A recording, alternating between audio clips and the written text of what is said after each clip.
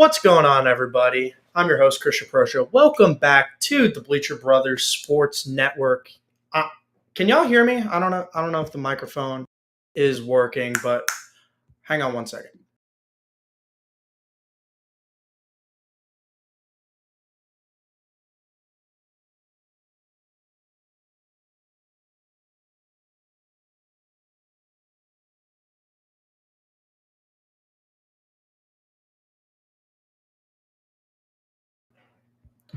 There we go, ladies and gentlemen. Sorry, there was technical difficulties on my end. Microphone button wasn't showing any audio. Wanted to just get that out of the way before the episode started and I have my dad running into the room. There's no audio.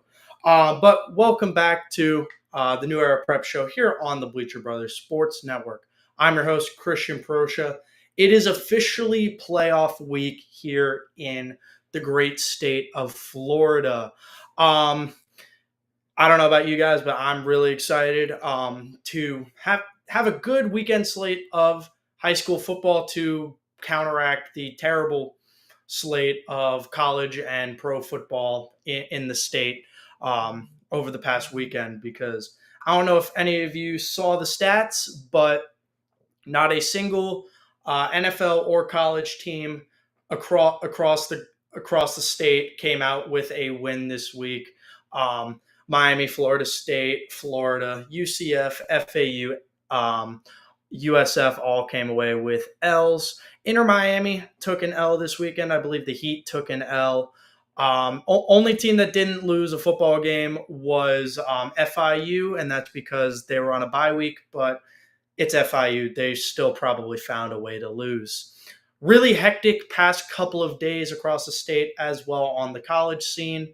I don't know if anybody's been really tuning in to the college scene, but Florida State fired a bunch of coordinators. FAU fired defensive coordinator Rock Bellantoni and offensive line coach, associate head coach Ed Warner yesterday. Very big, massive moves in the collegiate coaching scene.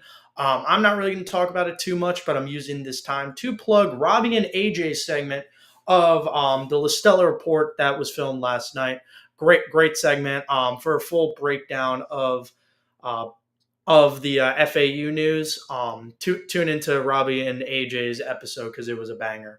Very good episode, lads. AJ carried per usual. Like I said, we are in playoff week.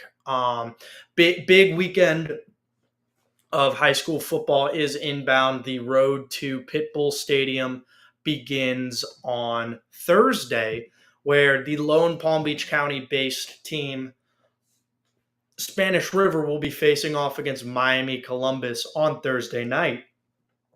The overwhelming majority of the games in our area are being played on Friday, with Steinbrenner traveling to West Boca, Jensen Beach traveling to American Heritage, Treasure Coast traveling to Jupiter, Lakewood traveling to Glade Central, Goldman traveling to Boca Raton, South Dade going to Santa Lucius, Lake Nona going to Vero Beach, Fort Pierce Central going to Palm Beach Central, Dillard going to John Carroll, Mater Academy going to Atlantic, Kings going to Calvary, Royal Palm traveling all the way out to Wiregrass Ranch. There we go. Chipley traveling to Pahokee, Evangelical Christian traveling to Cardinal Newman, Archbishop Carroll going to St. Andrews, St. John Paul traveling to Chaminade Madonna, Benjamin going to Northside Christian, and Somerset Canyons traveling to Cardinal Mooney. That is the full Palm Beach slate. We're really going to get a in-depth breakdown of all those games. I'm going to have that for you guys on Wednesday, but I did just want to talk about those games a little. Big games that initially stand out to me is Palm Beach Central versus Fort Pierce Central. Myself and Mike Fabian spoke a lot about that on Saturday's show.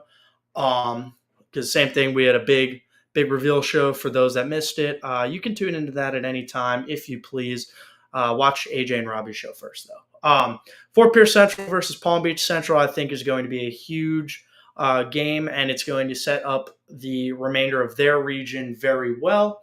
I do expect Palm Beach Central to come out on top of this one. Central's offense, I'm very interested to see how um, Fort Pierce Central's defense is going to be able to counteract the star power of Palm Beach Central's offense. Chance Routson over 2,000 total yards on the year. Kamar Williams, Nedrick Bolden, Preston Parker, Mattis Gibson, all are primed for very outstanding outings. We're going to call it that on Friday.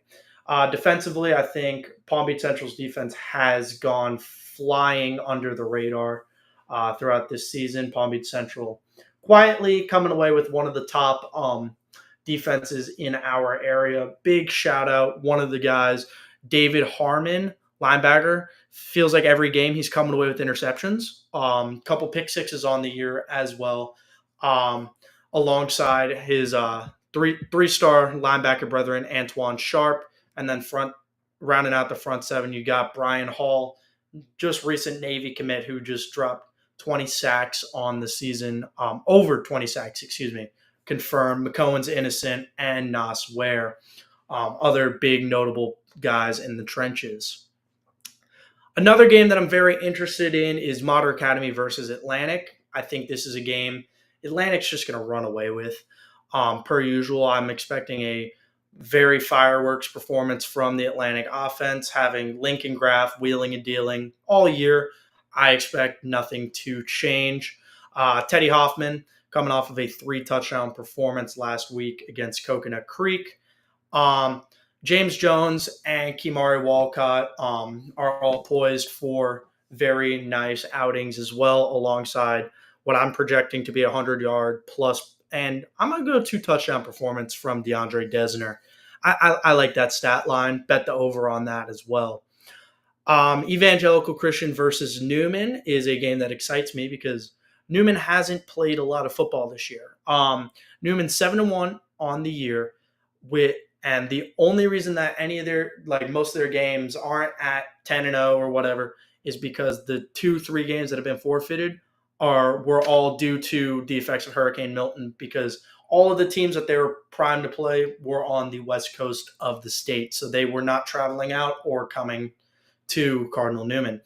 Jalen Brown, man, what a running back. Jalen Brown is, in my opinion, playing like the best running back in Palm Beach County this year. It's a close race. There's a lot of elite backs, but I'm going to give it to J-Bo because every performance he's putting 115 plus and 1.5 touchdowns a night.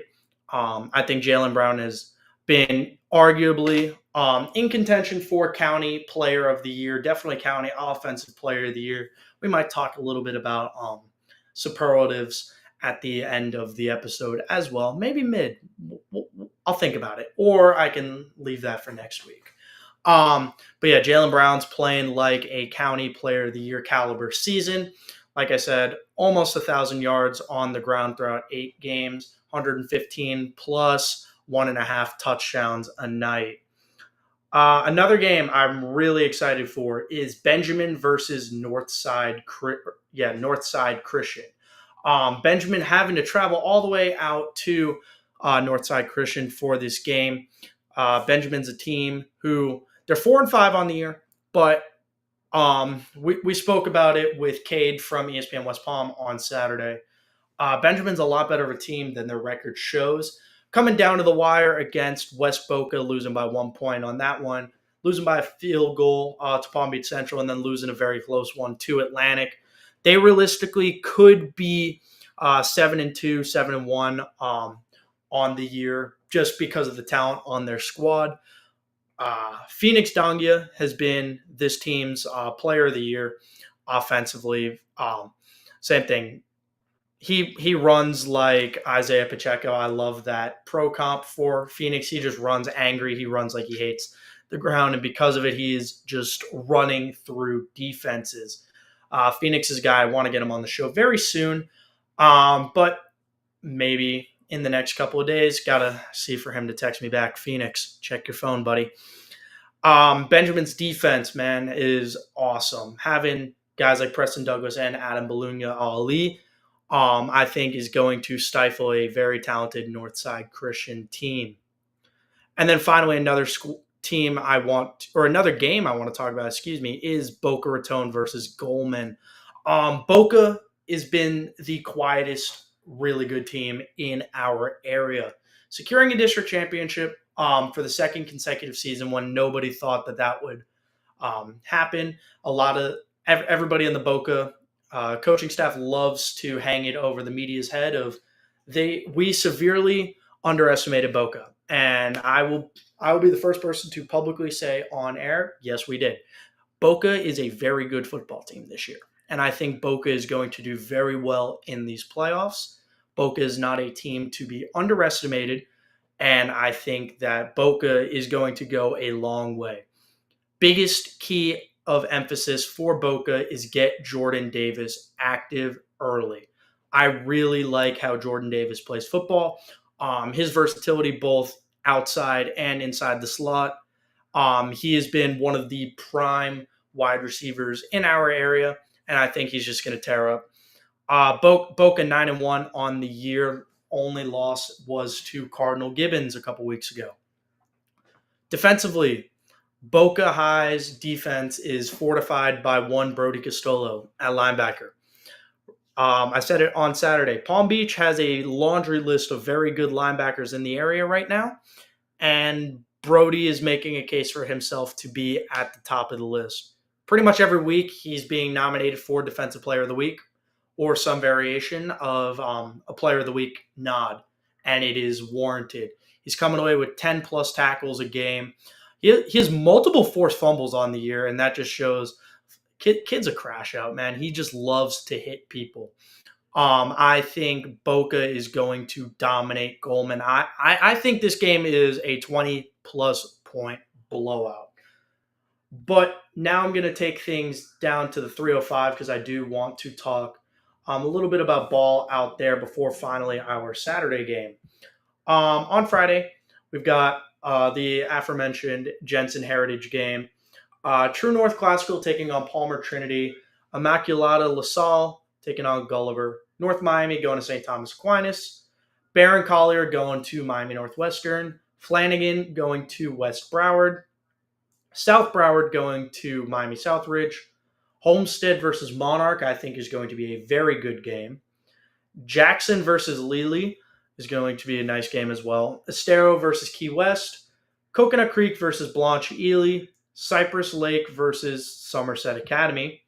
Somerset Academy Key versus Miami Edison. North Miami Beach taking on Booker T. Carroll City taking on Gibbons. Western versus Palmetto. Ransom Everglades versus Monsignor Pace. Heritage versus Miramar. Miami Norland versus Hialeah. Doral taking on Piper. And then Dillard versus John Carroll, alongside the previously mentioned 561 or 772 matchups. But I'm not going to get repetitive and redundant and name all those again because we're playing a lot of down south teams. Big game, I think, obviously, is Chaminade Madonna versus St. John Paul. First off, Robbie may be in attendance for that game. I'm still trying to convince him to make that drive. I think it would be a very good show for Robbie to go out and support his alma mater in their first playoff bid in a very long time. Chaminade Madonna's offense has been clicking, especially towards the mid to end part of the year. Beckham Kreitza balling out. Denarius Gray balling out. Jason Lopez is a guy I love talking about. I think he's sneakily become one of the best wide receivers in South Florida. Being a four-star hooper and football player is directing a lot of attention his way, but the love is still not as much as he deserves. J-Rock has been absolutely balling out, and he will look damn good as a Miami Hurricane in the next couple of years. J-Rock, you know where to go, my friend. Carroll City versus Gibbons, I think, is going to be a very good game as well. I like the Ransom versus Pace game. I think that's going to be a very nice game. And then finally, Norland versus Hialeah is a game that I'm circling as well because Hialeah is a squad that I think could make some upsets in this, like, depending on how their playoff seeding was. Unfortunately, they have to take on number 5 Miami Norland. I still think Norland comes away with this one, but don't sleep on Hialeah either because this could very easily be a trap game. A game that Mike Fabian was very high on was Jensen Beach versus Heritage Plantation. Um, he was raving about how good Jensen Beach's defense is and how elite that they've been all year.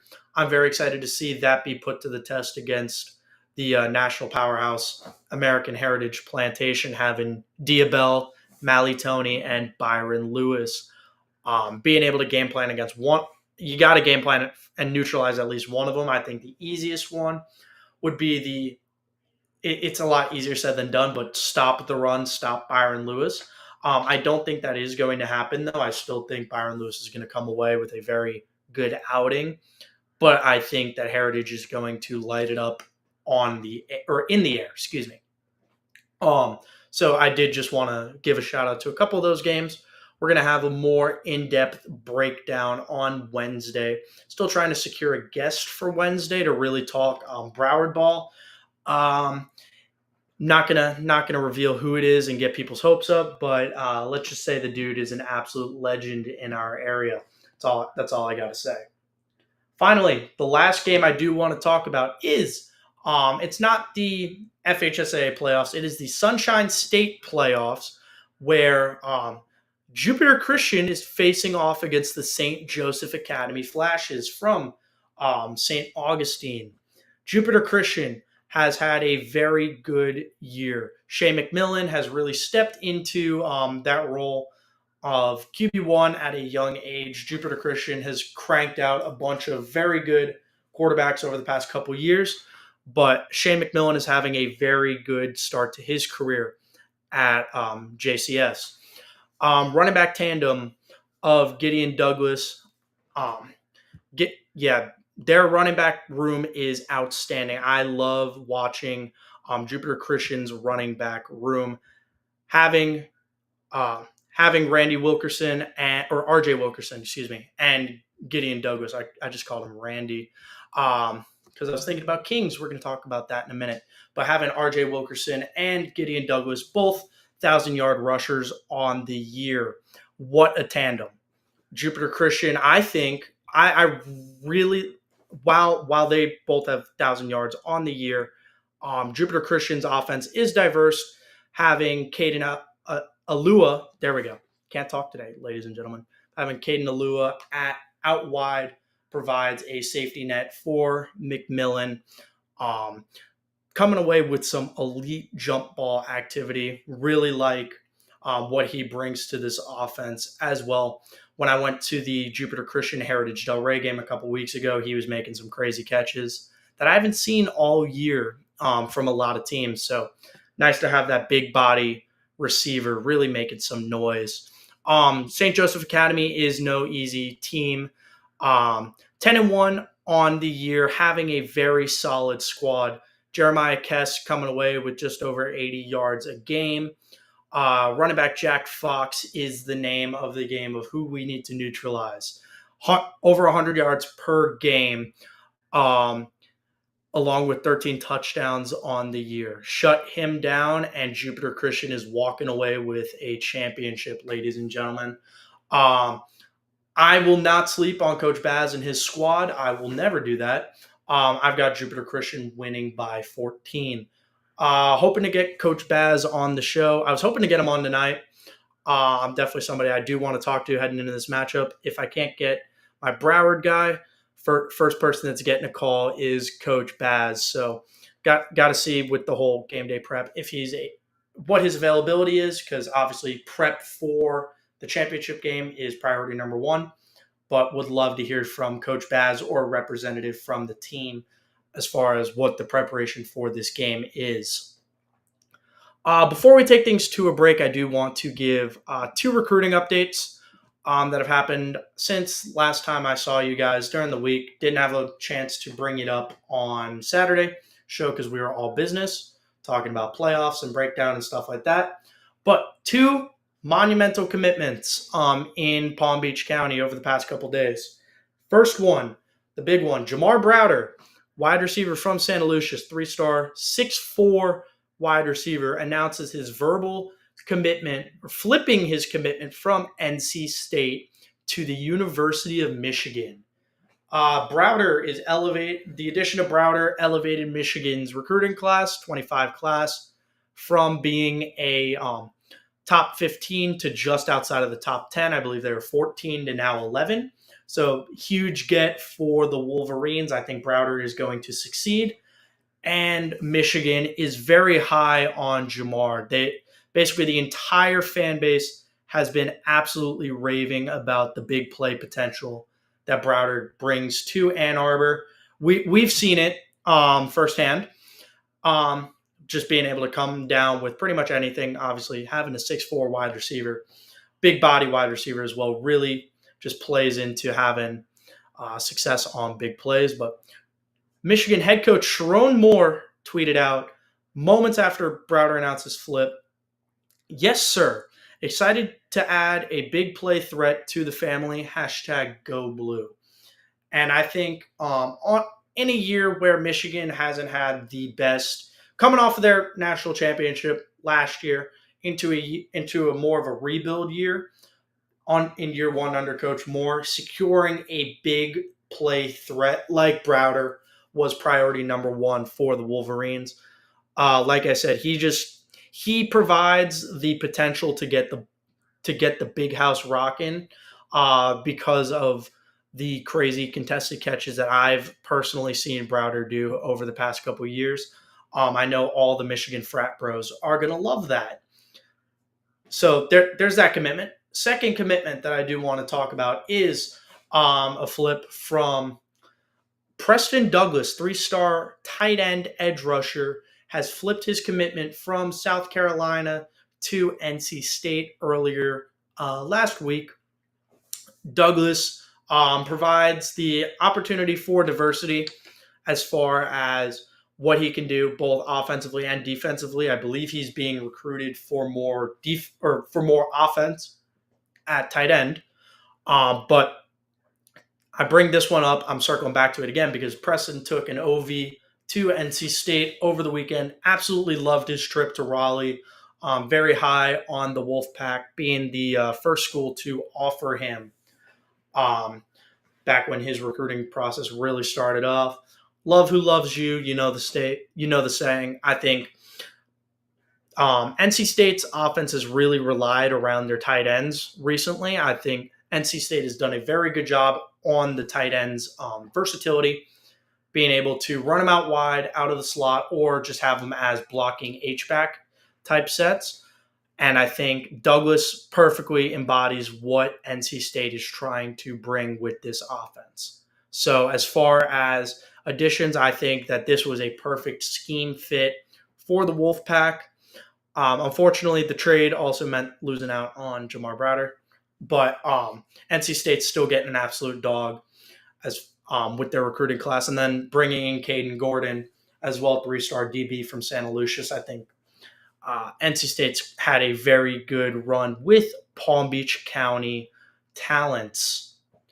Coming out of UMass, there is reports that I do want to talk about out of UMass as far as our South Florida alumni. UMass head coach Don Brown shared at his Monday presser that quarterback Tassian Pomakak will not be available for the rest of the season. They do not know who will be the projected starter on Saturday versus Liberty. And the reason I'm bringing this up is because the other two quarterbacks in the room are both South Florida alumni. They could either go with Palm Beach Central alumni Ahmad Haston or true freshman Monarch alumni quarterback AJ Harrison. So I do want to bring those up because either which way, as South Florida football fans, tune in on Saturday to UMass's game to see which South Florida quarterback they're going to be running with. The Minutemen, either which way, regardless of who's starting, they're getting a dog. They know that. I know that.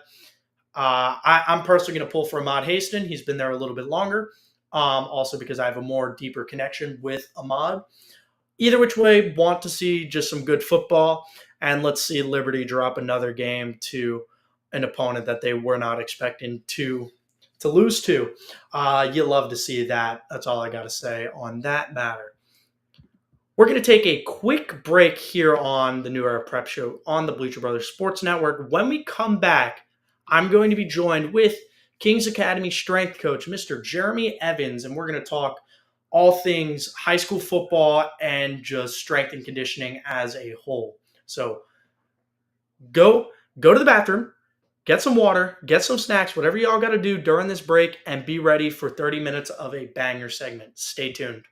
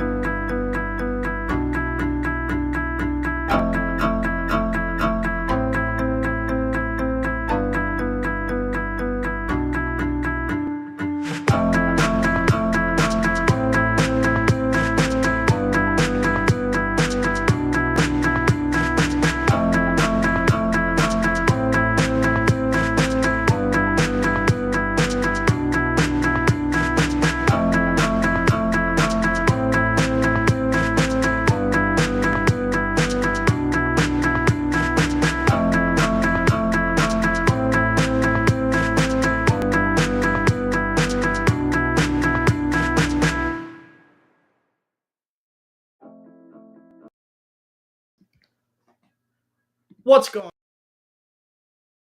on, the Bleacher Brothers Sports Network? I'm your host, Christian Proscia. I'm joined by the one teacher whose class I paid attention to in my high school career, Mr. Jeremy Evans, strength and conditioning coach from the Kings Academy. Coach Evans, how you doing, my friend? Doing good, man. How you doing? Thanks for Um, having me on. Thank you for coming on, my friend. I really appreciate it. Like I said, um, one of the very few classes that I paid attention in because, as you can tell, Yoked. absolutely. You ready to get this show rolling, my friend? Yeah, let's get it going, man. First thing I like to talk about whenever I bring guests on my show, especially ones with just an elite rapport like you, how do we get from where we started to where we are today? I know it's a very long story. Let's yap it out. Yeah, man. I'm trying to make it short as I can. Obviously, this is one of those questions that can go on for a while. I'm just a good old boy from Mobile, Alabama, originally born in the sticks and kind of raised in the country, and very close to the state line of Mississippi and Alabama. So I used to go jog down to the state line and back. It's pretty close to Pascagoula, Mississippi. So about as far south as you can get in Alabama, almost to the Mississippi state line, all the way across the Panhandle in Florida. If you want to travel back towards, go back and see family, you got to go all across the Panhandle. But grew up playing sports and doing all those things. Played football, ran track in high school. Broke my ankle in 5 places playing basketball in middle school. So kind of focused on football and our DB's coach made us run track in high school, but that was pretty much what I focused on in high school. And then I had not a lot of money growing up and, trying to figure out this whole college thing. A lot of people where I'm from don't go to college and they go work in welding and shrimping industry and fishing, and I'm from real close to Bala Battery, the place from Bubba Gump and Forrest Gump. And so a lot of my friends either going fishing and shrimping industry with their parents and their dads, or they went welding. Like my dad worked in a shipyard his whole life and was a welder, built ships and stuff. And there's a lot of shipyards around Pascagoula, Mobile, and being right there on the water. So I wanted to go out and do something else, do something different in my life, and work construction. My dad did things growing up to kind of force me to figure out how to live without having to work all the time in that heat and on roofs and doing all those things. So I wanted to go to college and didn't have money to go a lot of places. So South Alabama, University of South Alabama, go Jags was right there in Mobile, Alabama, about 45 minutes from my house. And so I end up at South Alabama trying to figure the whole college thing out. I didn't go to a school like King's. I went to a public school in Alabama. So you figure it all by yourself. Nobody's telling you to take the ACT or SAT. Nobody's doing a practice test for you. Nobody's filling out FAFSA stuff for you. So you figure it out. And so I go through the first couple of years trying to figure out what I want to do. You take your basics and kind of always fell in love with the weight room as a kid. I think I was like 12 or 13 when I asked for my first weight set for my garage, and just grew up working out. And then, in high school, we had some football coaches that kind of told us some things, but, we didn't really know what we were doing. But kind of the only way I was able to play at a 6A public school in Alabama was the weight room, get bigger, get stronger, get faster.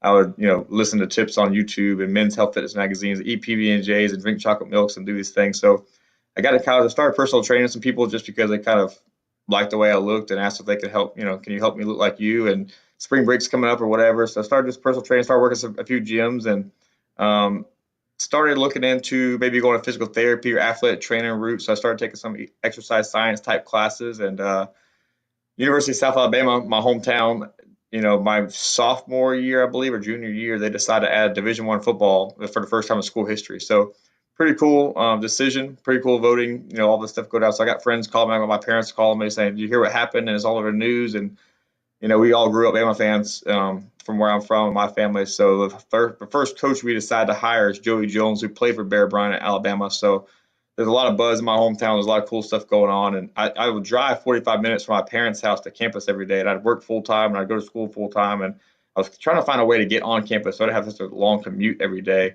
And I heard some rumors that if you helped out the football team, they would give you an apartment on campus. They're building these brand new apartments on campus for football players. And all this construction started going on with all the new football facilities being built. And we saw this turf field come up. And so I was like, I'm gonna go down and find Joey Jones and figure out how I could be a part of this. This is really cool, and I really want to get a free apartment on campus. And so I figured out how to find Joey Jones' office and tell him I'm interested in help. I played DB, I played free safety, and ran track. And back then I was probably 10 pounds heavier than I am now. I was solid muscle, had a six pack and all that. And he looked at me for about 30 seconds and said, "I think you can help us in the weight room."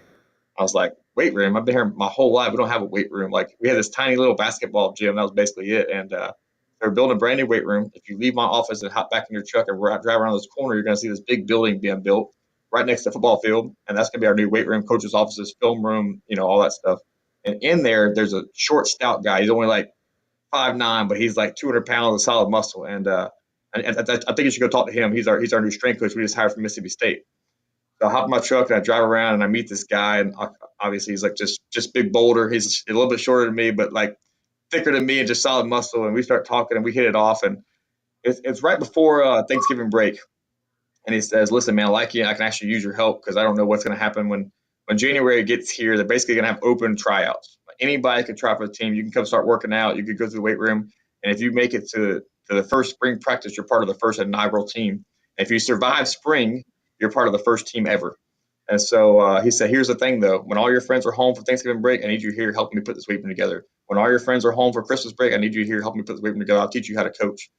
So lo and behold, January rolls around. I'm part of the first program, football team ever, Division I, really cool situation. But football coach literally came in to the strength coaches. There was like three of us at the time. The head strength coach, me, and a part-time assistant.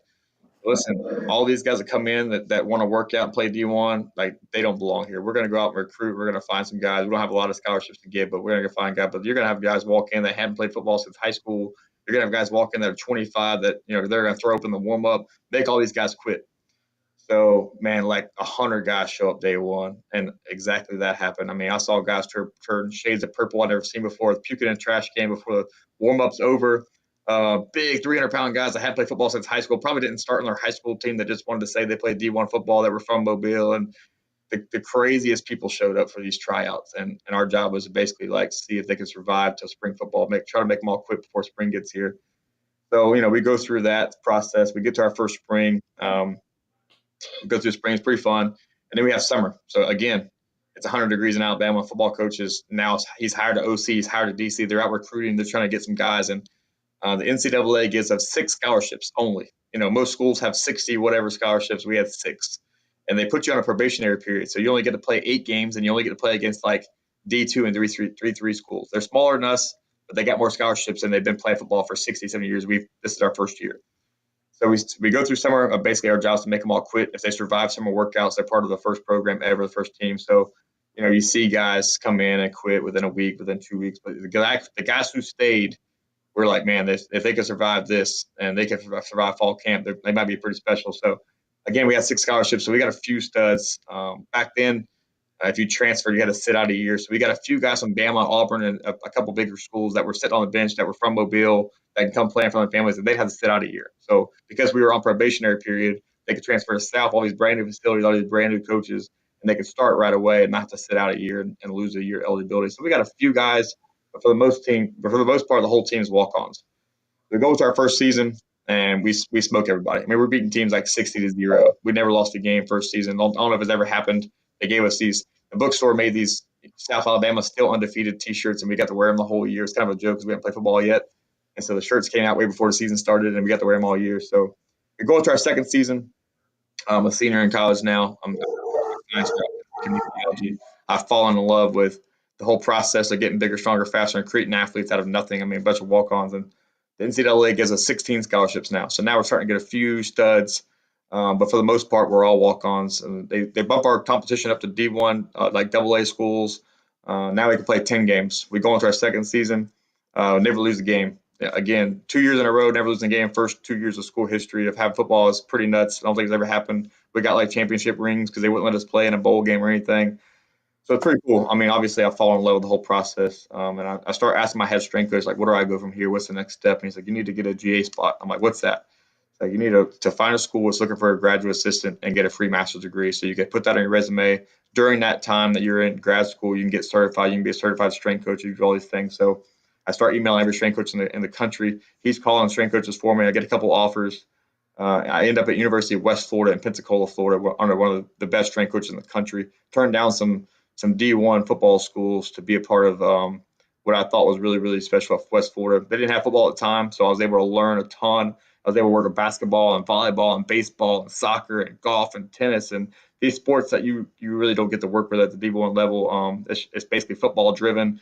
And if you take a GA spot at D1 school, like you're expected to be football nonstop and you got to travel to games. And so I thought my experience for 2 years at West Florida would be way different than what I've had for 2 years at South Alabama. With D1 football, I work with D2, a variety of sports under one of the best strength coaches I've ever met in my life. And so I did that route. It was close to home. Me and my wife had just got married after college. And so it kept us close to family. And it put me in a really good situation to get better for 2 years, not just like say I had D1 football on my resume again, but it's already had D1 football on my resume, but an actual situation where I felt like I was going to get drastically better in 2 years. And so we moved to Pensacola, Florida. We do that for 2 years. I get done with that. So now I've got a background of working with pretty much every sport you could think of at the college level, between D1 football and some sports I did at South Alabama, and D2, a variety of sports at University of West Florida. I was actually a director of strength and conditioning for both basketball teams there, so I got some more responsibility there and things. So, I look at my strength coach when I get done, and I say, "Listen, I want to go to a high school." He said, "You want to go to a high school?" I was like, "Yeah, I've done the college thing, but like, if I had this in high school, like, and a lot of friends that I know in high school, I mean, I know I could name 7 guys right now that would have went D1 if they had a real strength coach in high school and a real weight room. So, like, if I can go back and make an impact on high school kids, like, I think that's where I need to be. And I don't know what it was, just God's call in my life, but like I just had a strong sense, and I had some college jobs lined up, and I had a strong sense of like, if there's a high school out there that can afford me and take care of my family, obviously I can't go work for minimum wage, but with a master's degree and all that, but if there's a high school out there that takes this serious and wants to hire a real strength coach and develop real athletes, and I can make an impact, I can walk into work every day saying I can impact somebody's life, like I want to do it. So he was from Houston, Texas. My head strength coach at South Alabama was also from Texas. And both of them, immediately said, listen, if you want to be in the high school ranks, you got to go to Texas. So I start looking at every high school in Texas. They're making phone calls for me. I'm emailing football coaches and ADs, and I end up with this job in San Antonio, Texas. My daughter was born when I was in grad school, and so me and my wife and my 1-year-old daughter pick up and move to San Antonio, Texas. Um, the high school situation wasn't very good. I mean, I love the kids. The weight room is really small, really poor. High school, his first strength coach ever. They never had one. AD had great vision for it. He'd been around for like 40 years. He was alumni of the school, went and played college baseball, came back, and had been baseball coach for like 16 years. And he had a great vision when he got the AD job, but it just all the pieces weren't really there. Football coach wasn't very good. They had, I think he went like 0-10 his first year and went like 1-9 the second year. So this is like his third year. This is like his last leg. And I came in as June 1st. I had the summer to get these guys ready to play. Really, mostly Hispanic town, very small, very fast kids. weren't really football players, but we did the best we could, and we walked into our season. I think we won maybe 3 games. At the end of the season, football coach got fired. Football coach said some things about the AD, got the AD fired, and now I'm sitting here with a wife and a 1-year-old. We've never been in our life. We don't know anybody in Texas. We're very far from family, and the new football coach comes in and make the new football coach the AD and football coach like most schools do. And he basically told everybody, you're all fired as soon as your contracts are over. You need to start finding somewhere to go. So this is, obviously football season's over like November. So this is like January, February. This new guy comes in, says basically at the end of the school year, when your contracts run out, you're all gone. Bring my whole staff from my old school with me. I can go into all those stories of the kids, freaking out. But a lot of parents freaking out because this is their first strength coach ever. I was really pouring into those kids and trying to impact their lives in a lot of ways, not just bigger, stronger, faster. But anyway, I started looking for a job, and I got 3 or 4 months with a wife and 1-year-old, depending on me to do it. And so when I was in Pensacola, there's a place called Exos in Pensacola. I'd met some guys that worked there, had a few jobs lined up, but I had been to Exos to visit. I mean, they had their special operations command like grant from the government. They got like $1 million a year from the government. Worked with special forces. They had NFL players, MLB players, NBA, Navy SEALs, Green Berets, all this stuff. And I'd been there to visit a couple times, met some strength coaches there, but never thought I'd be there. And those jobs never come open. It's like the mecca of strength and conditioning. It's 8 to 5 Monday through Friday. There's no traveling for football games. There's no flying on plays. No missing family. There's no weekends. I mean, it's the mecca of strength and conditioning if you want to be a strength coach at a high level. So I'm looking at jobs and kind of trying to figure what we're going to do. I'm praying, asking God, what am I supposed to do? And a job opens up at Exos in Pensacola, where we just moved from a year before.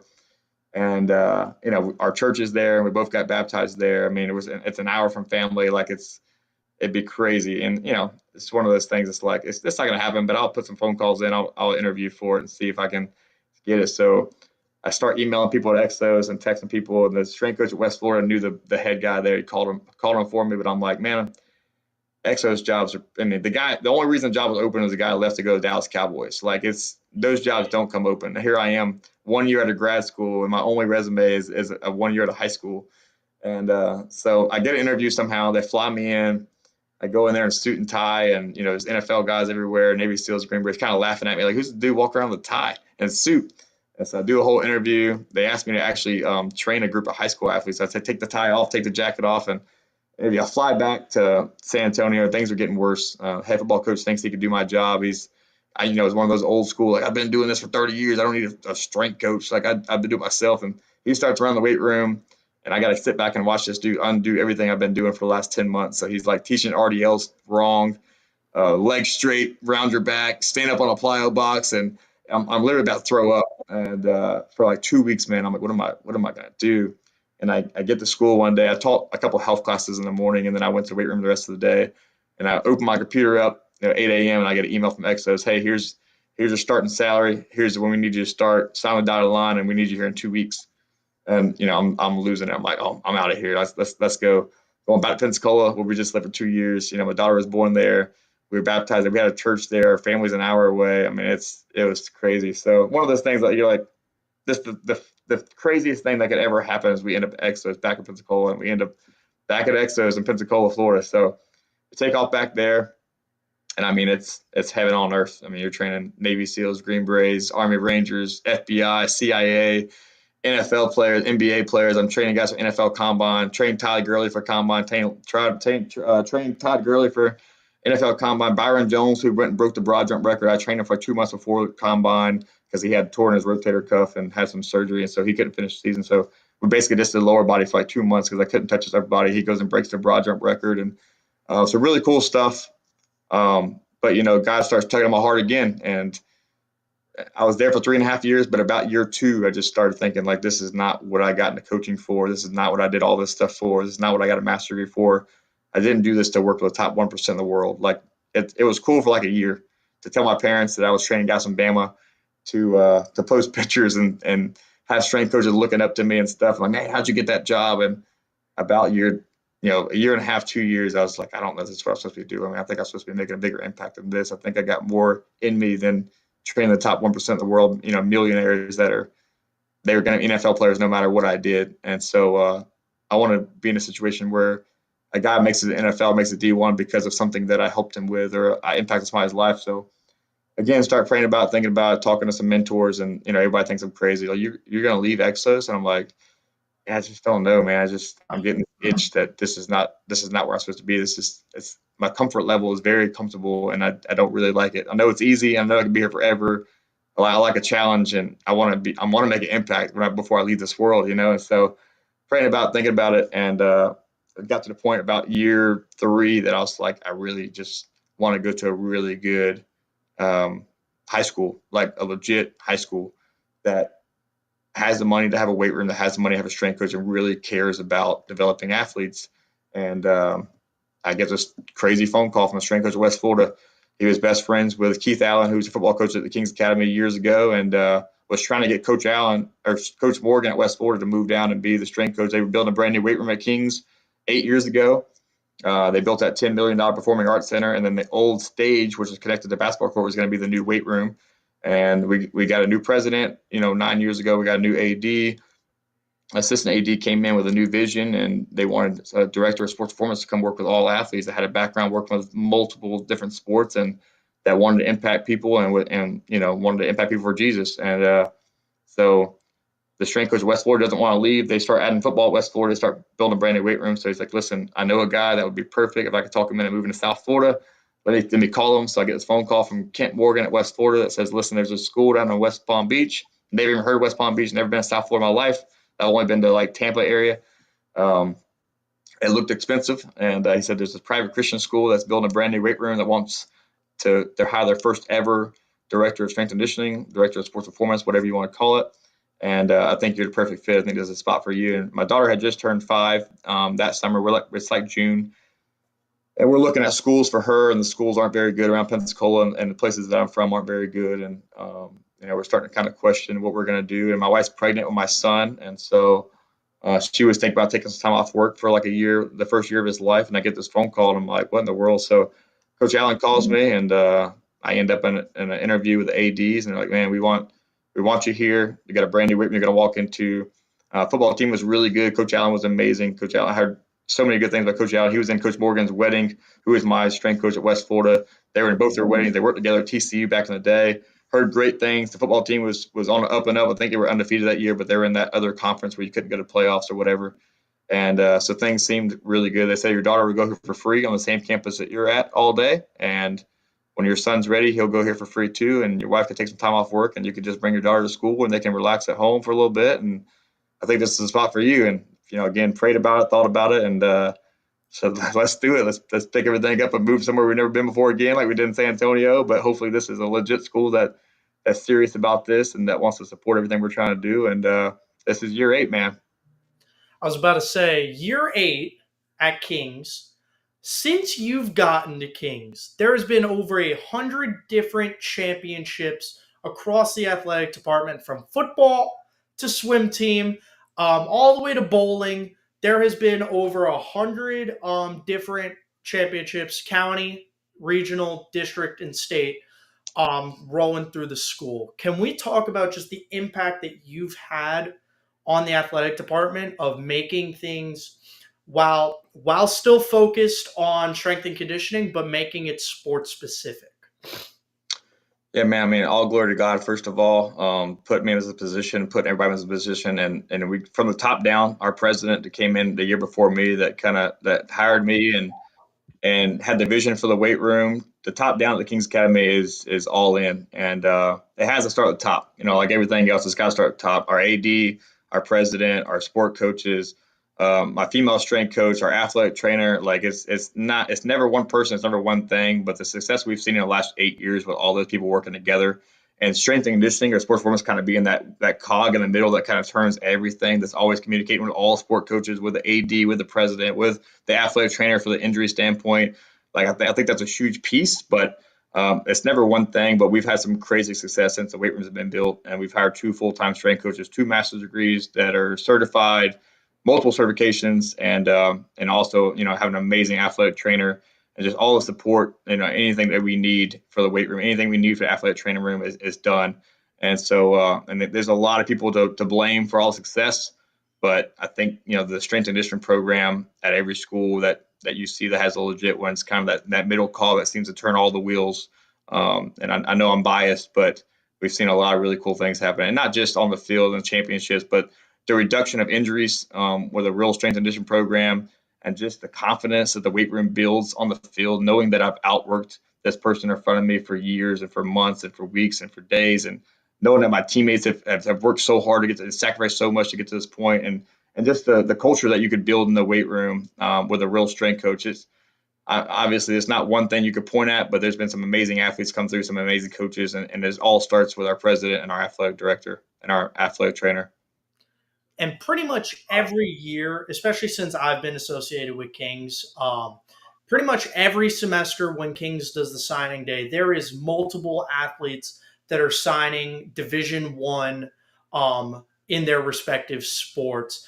Being able to be a strength coach who's been in those situations where South Alabama, West Florida, Exos, all preparing them for what things are like in a Division 1 weight room, so that way when they show up first day of college workouts, they're ready. What does that mean to you and to Coach Taylor? Yeah, man, it means the world. We've had some really cool stories. Hunter Furtado went to Alabama, just got drafted at MLB, and I remember getting a phone call from Hunter saying everything that we do here is exactly what we did at Kings. And there's a lot of guys not prepared. There's a lot of baseball players playing travel baseball their whole lives, and they may have like a little personal trainer that comes to their garage, or they may go to Cressy for a couple days a week, but they walk into a college weight room and they're like, "Holy cow! I've never cleaned before. I've never squatted before. I've never done any of these things before." And so we've had a lot of Jake Girardi, who goes to now my mind's gonna go blank over that school he went, the D2 school he went to in South Carolina. North Greenville, right? Hot North Greenville? Was that where North it is? Greenville. Left TK squatting 405, cleaning 245, benching 250, all those things. Walked in, I think he was the strongest baseball player on the whole team when he walked in as a freshman, or he was top five.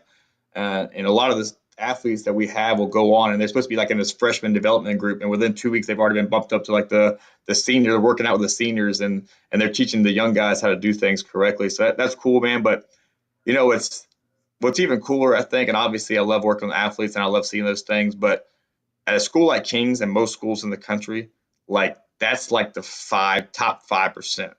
The impact that we can have on every person that's going to go out and try to figure this out by themselves. I mean, every dude, you've probably been there, C-Pro, where you walk into a gym and you're just like, man, it's Crunch Fitness. Like, where do I even begin? How do I start? How do I write my own program? Like, I'm not going to hear a lot of those stories, but I think the people that we've touched that go on can write their own programs, can walk into a gym and know what to do, and know why they're doing it, and can take care of themselves for their whole lives without, even if they don't play sports or they never play sports in their life. Like, I think that's probably one of the coolest parts too, on top of the athletics.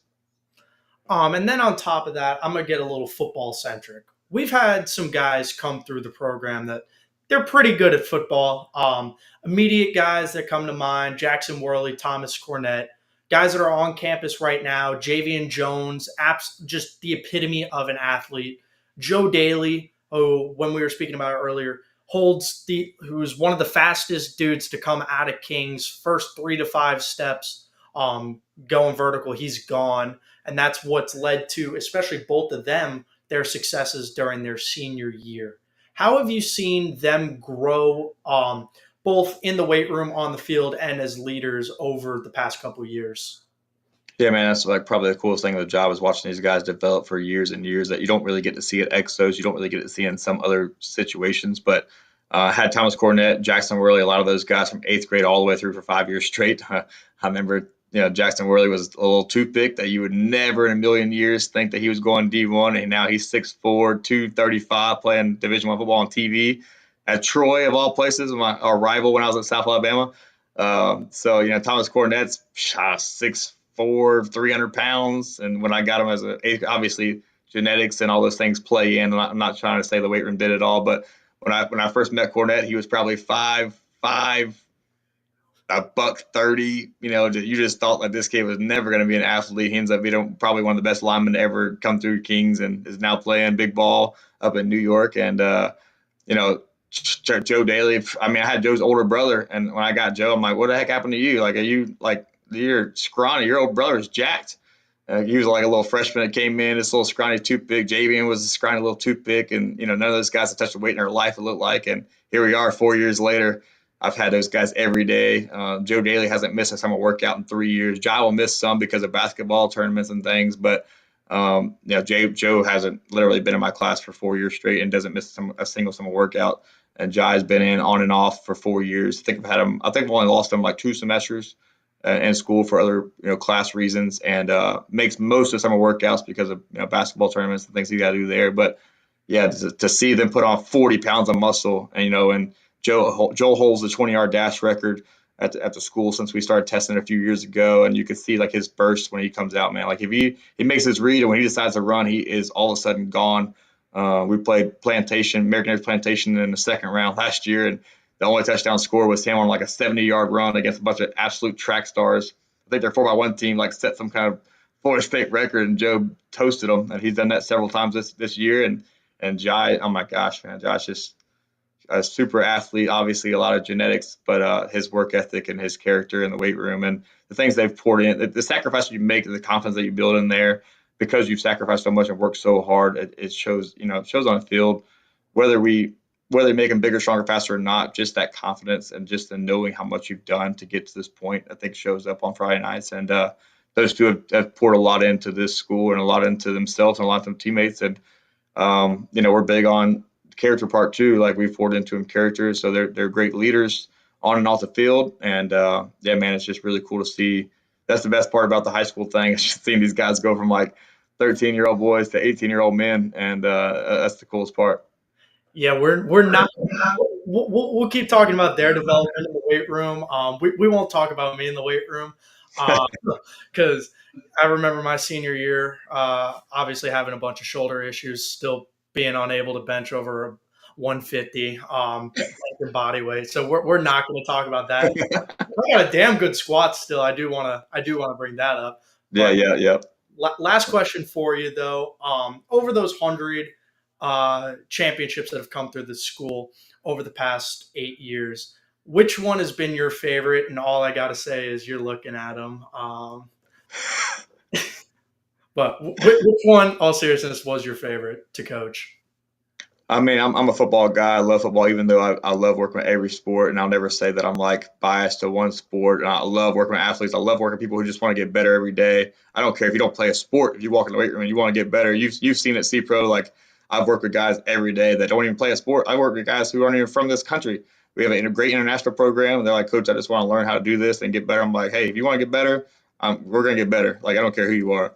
And so, but I will say my favorite season in my life, the favorite thing I've ever been a part of my life is that state championship run. My second year here, Kings made it to state for their first time in school history and football, and just what we overcame that season with a bunch of just dogs that nobody's going D1, nobody's 6'4", 235, nobody's 6'4". We had no Thomas Cornett, no Jackson Worleys.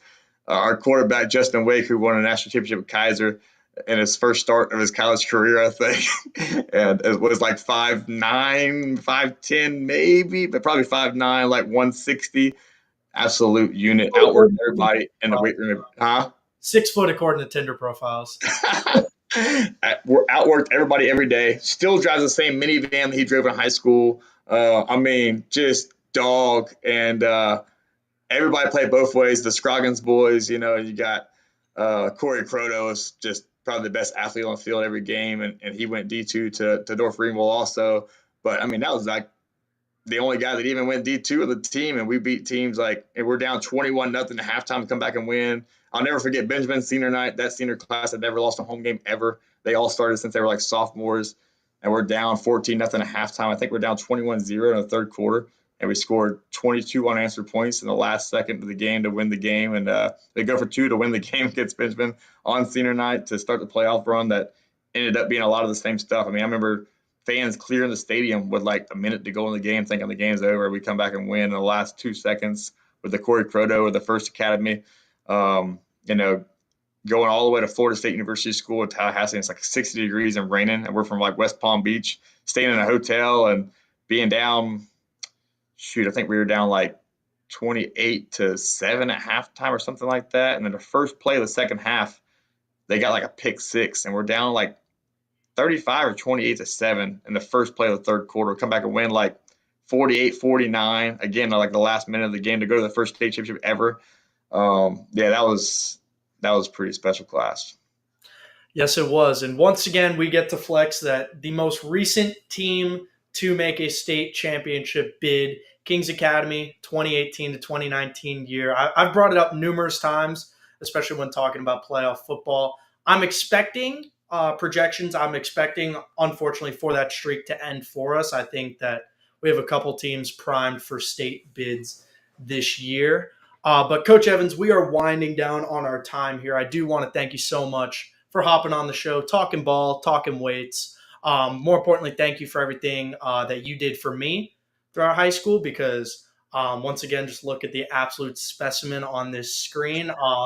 It's all because of you. And then same with every person that's come through that weight room. You've just absolutely you've really impacted us more than you could ever know.